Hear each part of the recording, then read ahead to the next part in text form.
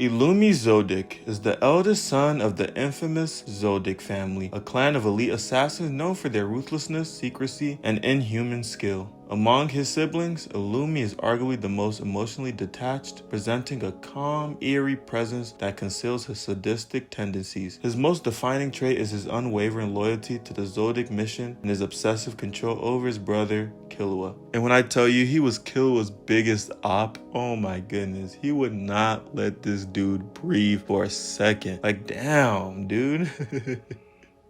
Chill out.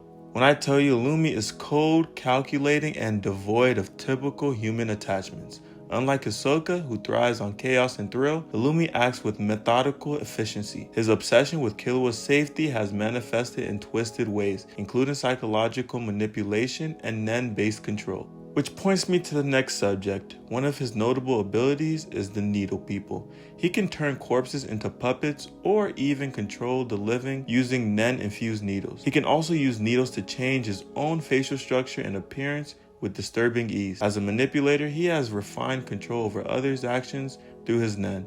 Illumi joins the Phantom Troop after Hisoka's death, or disappearance, taking the number 11 position. Though his motives seem tied to Hisoka and the troop's resources, it also positions him for a deeper access into underground events and possibly an expedition to the Dark Continent. While Illumi has not been shown explicitly to interact with the Dark Continent yet, several threads link him to it. For one, Zodiac's and Beyond Netero's expedition. They have known to link up in previous generations, and the Dark Continent arc involves a voyage led by Beyond Netero with major backing from V5 and the Kakin Empire. Several power players, including Kurapika, Periston, and members of the Zodiacs, are also on board. Illumi and Hisoka are not far removed from this power structure. Their infiltration into powerful groups like the Troop may position them for a role in the coming chaos, and I'm really excited to see what he does.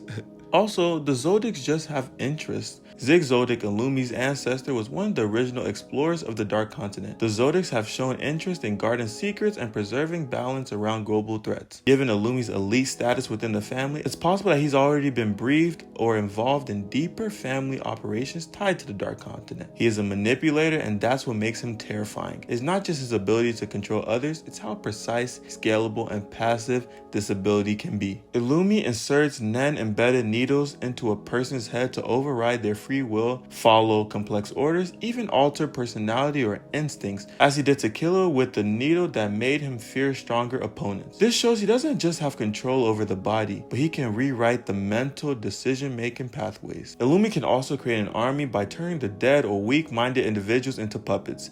These aren't just corpses walking around, they follow command, can fight, and don't fear death. Imagine this on the Dark Continent, a battlefield where every fallen soldier becomes a soldier for Illumi, a literal zombie plague that spreads through death, controlled from afar. Infected people unknowingly seated with nen needles, waiting for a command trigger. Now, I would like to see the scalability in the Dark Continent. The Dark Continent is home to monstrous beings, parasitic life forms, and nen-beast hybrids, and here's how Illumi's power could escalate. If Illumi gains access to maybe a Zobai disease carrier like the creature that causes suicidal love, or Hellbell parasites which can explode the host on death, or any known Nembi symbiote, he could combine his needles with these threats. Imagine needle parasites that control behavior and explode if removed.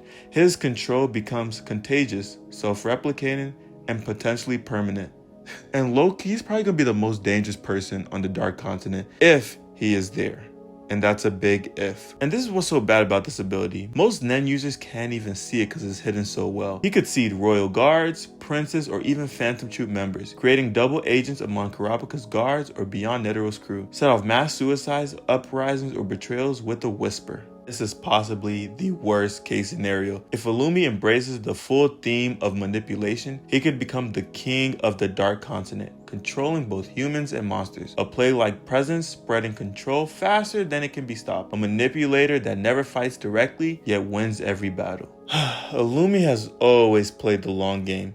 He doesn't seek glory, he seeks control. In the chaos of the Dark Continent, his manipulation Nen isn't just a threat, it's a force of nature. If Togashi ever put him in the spotlight during the Dark Continent arc, expect him to become a master of psychological warfare, which is what the Succession War really is. It's really just psychological warfare. And his invisible domination, he's a villain so quiet that you won't even know that he won until it's too late. Illumi is a shadow looming in the background, never the loudest force, but always positioned dangerously. As this story progresses deeper into the Dark Continent, I'm sure I will see him. He will definitely unleash biological Nen fusions with native horrors, or emerge as an agent of the Zoldyck family. Don't be surprised if Illumi is the one to really be the final antagonist, because he has great potential. I know Togashi likes to throw a lot of curveballs at us, and with Togashi's writing, he could literally make Illumi as strong as he wanted. I wouldn't be even surprised if he was the one controlling Beyond Netero, but nothing has shown that, so we will see. But keep your eye out for every character in this story.